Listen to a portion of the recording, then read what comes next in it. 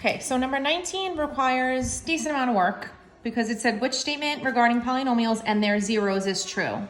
So basically we need to factor all of them, t-chart them, and see which ones of these are actually true or not. So it's gonna kind of take us a little bit to actually go through because we have to go through all of the answer choices.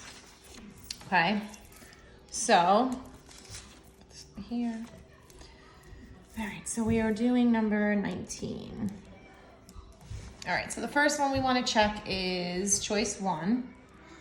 It says f of x equals x squared minus 1 and then x plus a. So I don't even really care what the rest of it says, is I just need to factor this t-chart and see what my zeros are. So if I look at x squared minus 1, that's dots. So it's going to factor to x plus 1, x minus 1, x plus a, set it equal to 0, t-chart. So our answers would be -1, +1, and -a. So now if we look at the answer choice, it says it has zeros of 1 and -a only.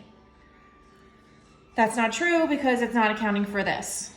So choice 1 is not the correct one. So now we're gonna go to choice 2. So it has f of x equals x cubed minus ax squared plus 16x minus 16a. So when I look at this is grouping. So I gotta split it down the middle. Okay. You're gonna have to hold on 1 second, okay?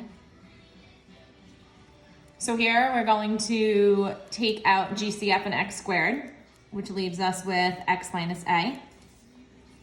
And over here to get x minus a, we're going to take out a positive 16. So we're gonna put the x squared plus 16 together, and then x minus a, we're gonna set it equal to 0. Now, x squared plus 16 is not dots, it is a plus sign. So if I t-chart, here I get a as my answer. But then if I go to do x squared plus 16 and set it equal to 0, as soon as I bring the 16 to the other side, I get a negative. So I know when I take the square root, that means I'm gonna have i's in my answer. So the one here is actually plus or minus 4i. So if I look at choice 2, it says has zeros at 4 and a. Definitely not right because it should be positive and negative 4i. So choice 2 is not correct. So then we move on to choice 3. And yes, it's requiring a lot of work, but there are going to be some multiple choice that require a lot of work and some that don't. So choice 3, we have x squared plus 25, and we have x plus a. So when I set this equal to 0, we're actually going to kind of be in the same predicament as, this one, because this is not dots, because it's a plus sign. So here, I'm going to get negative a as an answer. But then when I go to do over here, same thing's gonna happen in the other one. As soon as I bring over the 25 and get a negative 25, as soon as I take the square root of a negative, I'm gonna have 2 answers first off, plus or minus, and then it's gonna be square root of 25, which is 5, and it's gonna be I.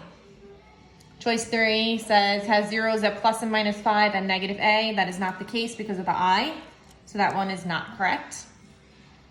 Which means it leaves us with choice 4. So obviously I want to check to make sure and show you guys why it works.